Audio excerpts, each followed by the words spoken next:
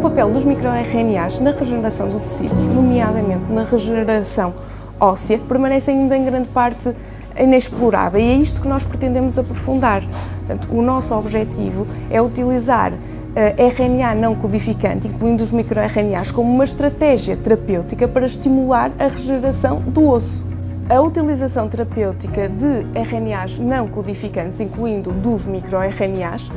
abre novos caminhos para a reparação de grandes defeitos ósseos, cujas terapêuticas atuais não são totalmente eficazes, e para a reparação de fraturas ósseas, que são bastante frequentes em doentes que sofrem de osteoporose, por exemplo. Além disso, esta utilização terapêutica dos RNAs não codificantes pode também ser utilizada em outras áreas da saúde, como desde a medicina dentária até à oncologia.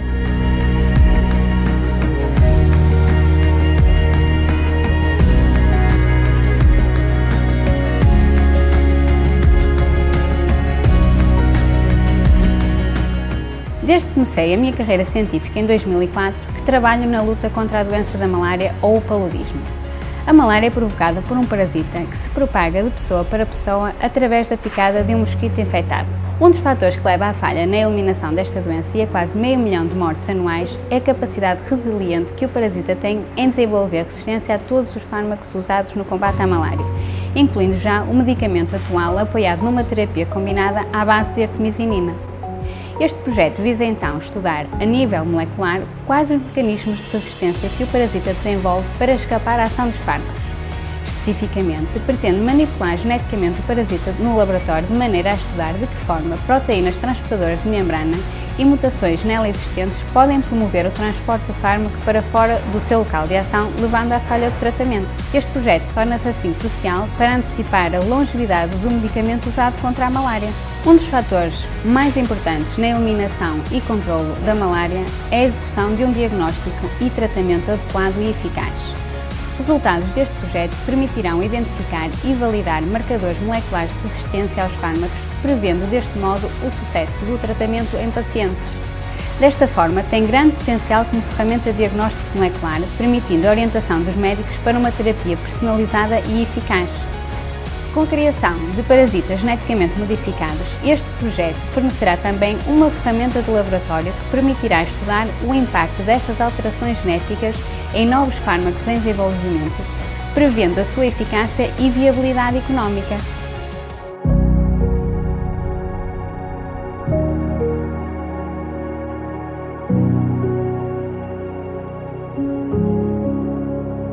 No dia-a-dia, no planeamento das nossas viagens, é já possível escolhermos o trajeto mais curto e saber à partida pontos de congestionamento que iremos encontrar. No entanto, existem ainda variáveis relevantes que não são normalmente equacionadas na escolha do trajeto mais adequado a cada utilizador, particularmente se considerarmos utilizadores com dificuldades de mobilidade. Neste sentido, este trabalho permitirá o desenvolvimento de uma ferramenta mais eficaz na avaliação de rotas, através da aplicação de metodologias de análise mais adequadas, considerando não só diferentes modos de transporte, como também diferentes tipos de utilizador. Assim sendo, o objetivo final do trabalho será o da melhoria da mobilidade urbana, considerando variáveis como o esforço físico, o tempo de viagem, a energia consumida e as emissões geradas, tendo como especial ênfase nos utilizadores com dificuldades de mobilidade. Com esta ferramenta de avaliação, será possível ao utilizador efetuar escolhas mais informadas na definição do seu percurso, conhecendo à partida qual a rota mais adequada à sua tipologia e ao seu objetivo, como por exemplo, se o objetivo for a minimizar o tempo de viagem ou minimizar a inalação a poluentes e consequentemente os impactos na saúde, ou mesmo evitar pontos de congestionamento elevado ou pontos de declive muito acentuado.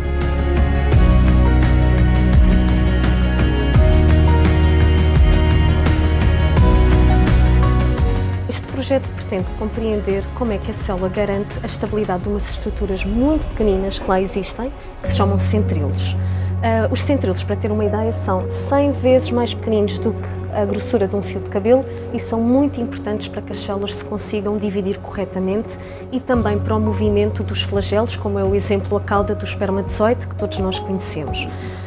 Num estudo recentemente realizado na equipa da qual eu faço parte, liderada pela doutora Mónica Betancourt Dias, aqui no Instituto Gulbenkian de Ciência, nós mostramos pela primeira vez que a estabilidade dos centríolos não é uma propriedade intrínseca do mesmo, mas que depende de um revestimento que existe à sua volta, que é constituído por várias proteínas, e que a presença deste revestimento à volta dos centríolos depende de uma proteína chamada polo.